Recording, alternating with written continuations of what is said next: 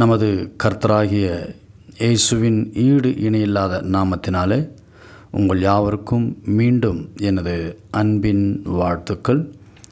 யோசுவாவின் கடைசி பகுதியிலிருந்து தொடர்ச்சியாக நாம் பார்க்க இருக்கின்றோம். மக்கெதா பட்டணத்தை, அதன் ராஜாவையும் மக்களையும் ஒருவரையும் உயிரோடு விடாமல் அனைவரையும் கொன்று குவித்த பிறகு யோசுவாவும் இஸ்ரவேலர்கள் அனைவரும் லிப்னா என்கிற ஒரு பட்டணத்திற்கும் அதன் ராஜாவையும் அதன் நாட்டையும் போரிடப் போகிறார்கள். அந்த நாட்டையும் ஒருவரையும் உயிரோடு விடாமல் வெட்டி சாய்த்தாயிற்று. அதன் பிறகு லாகீசு என்ற பட்டணத்திற்கு போர் தொடுக்கப் போகிறார்கள். அப்படி போகும்பொழுது கேசேரின் ராஜா லாகீசுக்கு உதவி செய்யும்படியாய் வந்தான். அவனையும் அவனுடைய இராணுவத்தையும் வெட்டி போட்டார்கள். பிறகு லாகீசிலிருந்து எக்லோன் என்ற பட்டணத்திற்கு சென்று அவர்களுடைய ராஜ்யத்தையும் மக்களையும் வெட்டி வீழ்த்தி வதம் செய்தார்கள். எக்லோன் என்கிற ஒரு மகா பெரிய பட்டணம், எபிரோன் இதுவும் ஒரு பட்டினம், தெபீருக்கு இவையும் ஒரு பட்டினம். இவை அனைத்தும் மலை தேசங்களாகவும் தென் தேசத்தையும் சமபூமியையும் நீர்ப்பாய்ச்சலான இடங்களையும் எல்லா ராஜாக்களையும் ஒருவரையும் மீதியாக வைக்காமல் அழித்து இஸ்ரவேலின் தேவனாகிய கர்த்தர் கட்டளிட்டபடியே சுவாசமுள்ள எல்லாவற்றையும் வெட்டி சங்காரம் பண்ணினார்கள். இதன் தொடர்ச்சியாக காத்தேஸ் பர்னேபா என்கிற பட்டினம் துவங்கி காத்சா மட்டும் இருக்கிறதையும் கிபியோன் மட்டும் இருக்கிற கோசேன் தேசம் அனைத்தையும் அழித்தான். அந்த ராஜாக்கள் எல்லோரையும் அவர்கள் தேசத்தையும் யோசுவா ஒருமிக்க பிடித்தான். இஸ்ரவேலின் தேவனாகிய கர்த்தர் இஸ்ரவேலுக்காக யுத்தம் பண்ணினார். பின்பு யோசுவாவின் தலைமையில் இஸ்ரவேலர்கள் கீழ்காலுக்கு பாளையமாக போனார்கள்.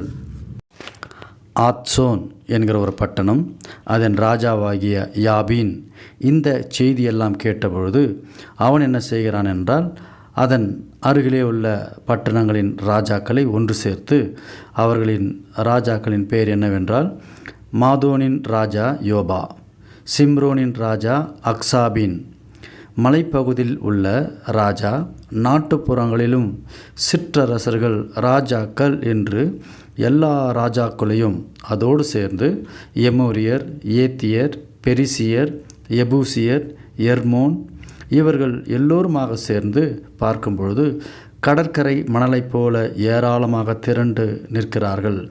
இவர்கள் அனைவரும் குதிரைகளோடும் இரதங்களோடும் புறப்பட்டார்கள்.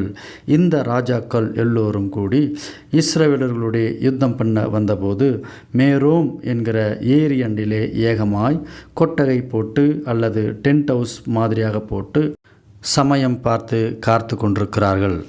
கர்த்தர் யோசுவாவை நோக்கி, அவர்களுக்கு பயப்படாதே, நாளை இந்த நேரத்தில் அவர்கள் அனைவரையும் இஸ்ரவேலுக்கு முன்பதாக வெட்கப்பட்டு போவார்கள். நீ அவர்களின் குதிரைகளின் குதிகால் நரம்புகளை அறுத்து அவர்களின் இரதங்களை எல்லாம் நெருப்பில் போட்டு சுட்டெரித்துவிடு என்றார். பின்பு யோசுவாவும் யுத்த வீரர்கள் அனைவரும் மேரோம் ஏரியண்டே போகிறார்கள்.